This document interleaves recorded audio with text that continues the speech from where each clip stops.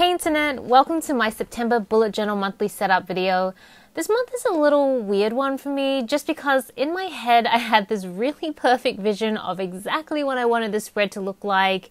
And well, you know, like when you have a very specific image in your mind, it's really vivid and it's clear, but somehow when you try to explain it to someone or you actually like draw it out, it just doesn't feel quite right. Well, that's kind of me with this spread. And like, don't get me wrong, I still really like this spread and I'm happy with how cheerful it came out with the watercolors and the tulips, but I definitely imagined something a little different. So yeah, I wonder whether I should have tested the layout first or maybe tried it out on my iPad or something. So for reference, I have an iPad Pro with an Apple Pencil, but I hardly ever use it, mostly due to the fear of not knowing how to use it properly and messing up, which I know is completely illogical, because it kind of reminds me of some elderly people who have a fear of technology and hence try to avoid it, except that my day job is deep within the depths of technology and my entire life is in tech. So, I don't know, it's kind of a weird fear to have. So for those of you who are curious, the tulip inspiration came from my annual tulip festival in Victoria. If you watched any of the vlogs that I filmed in the past few years, you'll know that I used to attend this every year with Tobias, Violet, and Jimmy. I actually think my profile picture on my beauty blog is actually still from when we were at the Tulip Festival, so yeah, it's a beautiful place. However, in recent years, we haven't really been going as much just because it's gotten insanely popular and hence very crowded. And if we're honest, Violet and I mostly went because we wanted to take really nice outfit photos together, which is kind of hard to do when you have so many people in the background now and it's not just pure tulips. So I guess we need to try and research some new places we can go. But regardless, if you haven't gone, then I highly recommend you check them out. It's such an amazing experience, so beautiful, and it's only like an hour out of Melbourne, so very, very attainable. I need to remind myself to doodle and draw more during the month instead of just waiting to the start of each month. As you guys know, I've always had insecurities around my artistic lack of talent when it comes to drawing, but I put myself out there anyways, and I want to do better and I want to practice more. And I know some of you guys have actually mentioned having similar fears around your artistic capabilities. If I could recommend anything, it would be to practice and just put yourself out there. Sometimes the feedback is going to be good, sometimes it won't be so good, but I think it's help if you go in with an open mind and an open heart. Okay, so onto my habit tracker.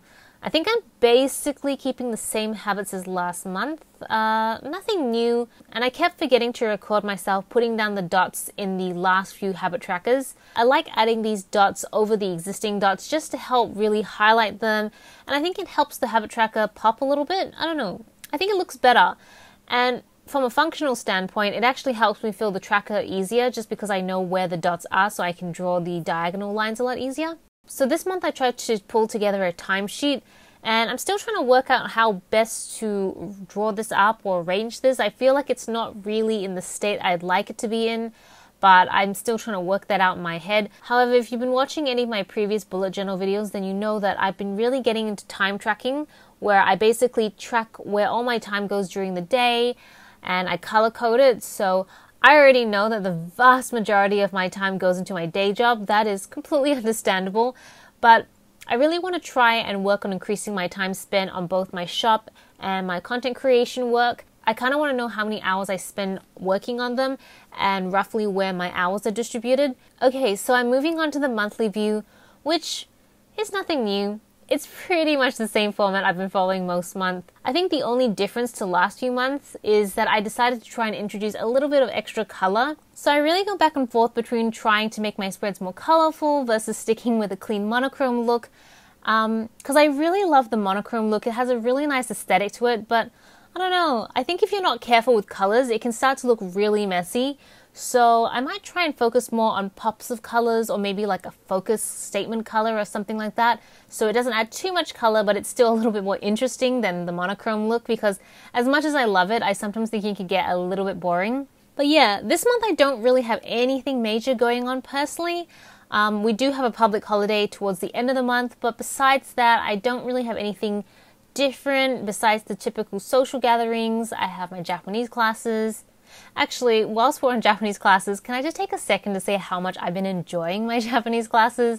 I don't know, maybe it's because I've been out of the education system for like well over a decade now, but I'm really craving classes where I can take notes, learn new things, meet new people, expand my mind, but in like a more structured environment. I know education isn't for everyone, but I actually really loved going to university. Besides obviously meeting Tobias and making some lifelong connections, being in an environment where everyone is all about learning, expanding their horizons, I found that really inspiring. So it kind of bums me out that my Japanese classes are only once a week. It really doesn't feel like enough.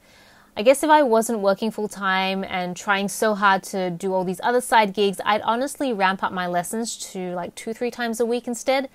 But it's made me think about whether I could take on any classes, like maybe some online classes or something else and other topics in the meantime. I don't know, something I've been thinking about. Right, so I really went off a tangent there, but I mean, that's pretty much the end of the video. So I really hope you enjoyed this month's bullet journal setup video. Thank you so much for watching. This is Celina reporting from my room. Back to you, internet.